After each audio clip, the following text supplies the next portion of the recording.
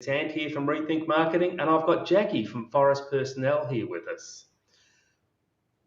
We speak to a lot of businesses and hear a lot of feedback about how hard it is to find great people at the moment. And there's business owners who are working so many extra hours just to keep their businesses running.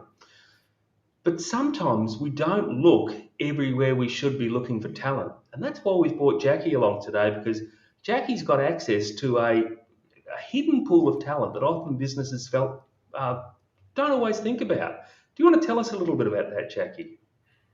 Yes, I would love to. We work with a pool of people who are really keen and wanting to get into the workforce, but they have an injury, illness, or disability. They're a talented pool of people. They just need employers to look beyond their label and give them a chance to actually see what they can do when they get out into the workforce. The skills shortage is affecting every sector in the state, yet we know there's a group of people who really want to get out there and work, and they just want to be given that opportunity to see how they can give something to the employer. They're reliable, they want to be there on time, they just want somebody to give them a go.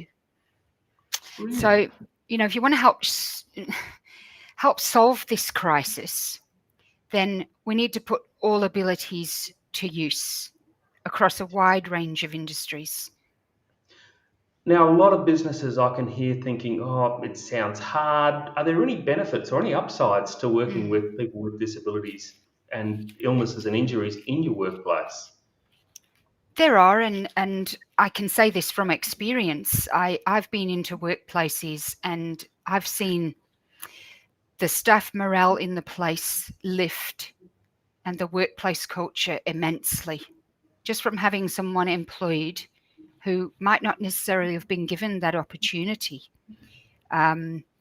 It's nice to see someone who necessarily wouldn't have been given that opportunity going in and applying themselves. We've gone in with them, we've given them a trial, we've been there, we've supported them, and we've watched that turn around a business and the culture of the place and the profitability as well. There's so many advantages here that we don't often see. Tell us about these advantages, because I know that I've seen some of your social media recently telling us that there are some surprising statistics out there. There are actually. There's a reduced amount of sick leave. There's less chance of OH&S because we've gone to great lengths to make sure that everything is covered before they start work. Risk assessments are done, everything's documented, the employer's well aware of absolutely everything about that person and what benefit they can bring to the workplace. So besides increasing staff morale and the workplace culture, we've got reduced sick time, and the list goes on. Gee, that's really sounds like an all-round positive there for a business. A lot of businesses might be thinking, it sounds like a great idea and it's a socially responsible thing to do, but it's going to be expensive to fit my workplace out. Do most workplaces need to make a lot of changes to accommodate this pool of talent? Not specifically. It depends on what we need in the workplace. So, for instance, someone with a vision impairment might need automatic lighting, and we can apply for the funding for that and have automatic lighting installed into a workplace. That's just a small example of something that we can do at no cost to the employer or the employee. And we go in and have a look at the situation and can have that funding paid for the employer. There can be small things like workplace modifications of simply an ergonomic desk for someone. There could be something like a modern technology, a telephone, or something that someone needs to actually. For instance, we had a lady who needed Zoom text on her phone. Yeah.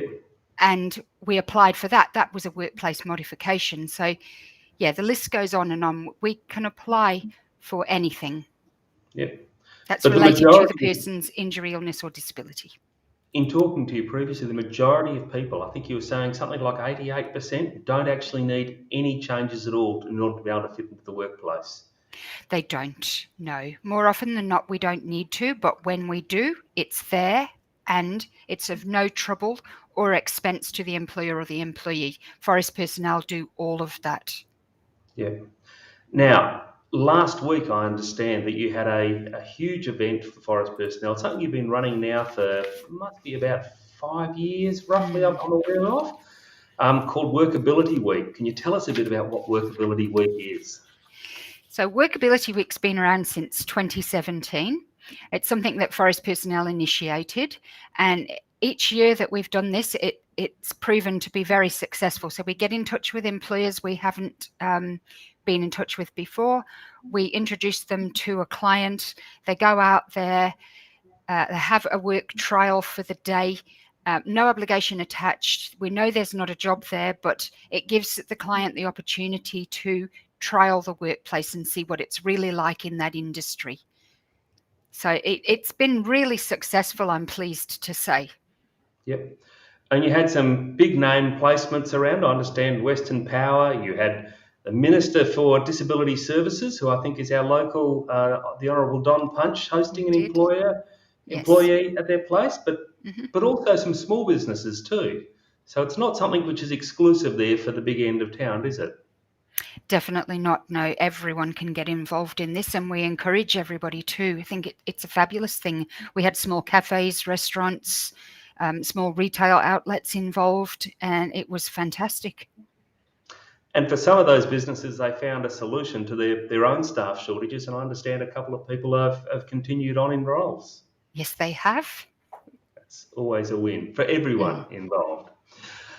So, given that Workability Week is now past for this year, what can a business do who's missed out? How can they get started with you, Jacquie? Well, if an employer is looking for staff, first thing is to call our 1-800 number, 1-800-224-548. They'll be able to talk to one of our employment consultants who can offer a work placement. And the first thing they need to do, again, as I said, is give us a call. We can determine, their eligibility and what we have to offer.